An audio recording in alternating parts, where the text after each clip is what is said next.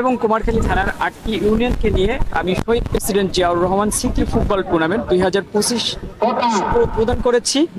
তো আজকে এই খেলার তৃতীয় খেলা, আমি এই খেলাটি আয়োজন করেছি একটি বিশেষ কারণে। সেটি হলো যে আমি চাচ্ছি যে আমাদের যে যুব সমাজ, এই যুব সমাজটা বাংলাদেশের মানুষের আশা আকাঙ্ক্ষার প্রতীক হয়ে উঠুক এবং সামনের যে দিনগুলো, সেই দিনগুলোতে এই যুব সমাজ এবং তরুণ প্রজন্ম তারা সমাজের সকল ধরনের অনৈতিক কর্মকাণ্ড থেকে বিরত থেকে সামাজিক কর্মকাণ্ডে ফেরত আসুক এবং এই যুবকরা সমাজের সম্পদে পরিণত হোক। বিশেষ করে আমি গত 2-3টা প্রোগ্রামে আপনাদেরকে বলেছি যে আমরা আমাদের এই যুব সমাজ এবং তরুণ প্রজন্মকে নিয়ে আমরা একটু ভয়ের মধ্যে আছি, যে তারা জানেন যে এখন মাঠে আসতে চায় না।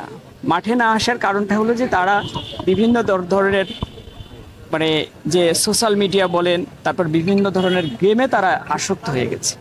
এটার কারণে দেখা যাচ্ছে কি যে আমাদের সমাজের মধ্যে যে একটি নৈতিকতার যে একটু অভাব যুব সমাজের মধ্যে, তরুণ প্রজন্মের মধ্যে, সেটি আমরা হাড়ে হাড়ে এখন টের পাচ্ছি।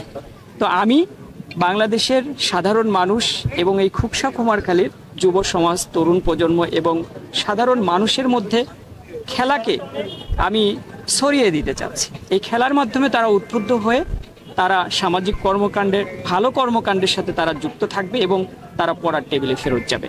এটাই আমার উদ্দেশ্য। আর জানেন যে আমি একটি দল করি, বাংলাদেশ জাতীয়তাবাদী কৃষক দল। এই দলের প্রতিষ্ঠাতা শহীদ প্রেসিডেন্ট জিয়াউর রহমান, উনি কিন্তু একেবারে উনি যখন প্রেসিডেন্ট ছিলেন তখন উনি কিন্তু একেবারে গ্রাম থেকে গ্রামে উনি একেবারে হেঁটে হেঁটে বেড়াতেন। তো আমি যেহেতু এই দলের একজন নগণ্য কর্মী, তো আমি তাকে যেহেতু আদর্শ হিসাবে আমি আমার জীবনে পথ প্রদর্শক হিসেবে আমি তাকে চিন্তা করি, তো তারই ধারাবাহিকতা, তার আদর্শকে আমি এই সমাজের মধ্যে আমি ছড়িয়ে দিতে চাই। আবার আরেকটা জিনিস আপনারা জানেন যে আমাদের ভারপ্রাপ্ত চেয়ারম্যান উনি কিন্তু আমাদেরকে বলে দিয়েছেন যে আপনারা একেবারে সমাজের সর্বস্তরের মানুষের কাছে আপনারা যান, আমাদের এই বিএনপির মেসেজটি পৌঁছায় দিন যে আগামী দিনে যদি আমাদের বিএনপি যদি রাষ্ট্র ক্ষমতায় আসে, আমাদের সমাজ কীভাবে চলবে, আমরা তরুণ প্রজন্মকে নিয়ে আমরা কি করব, আমরা কৃষকদেরকে নিয়ে কি করব, আমরা সাধারণ মানুষদেরকে নিয়ে কি করব।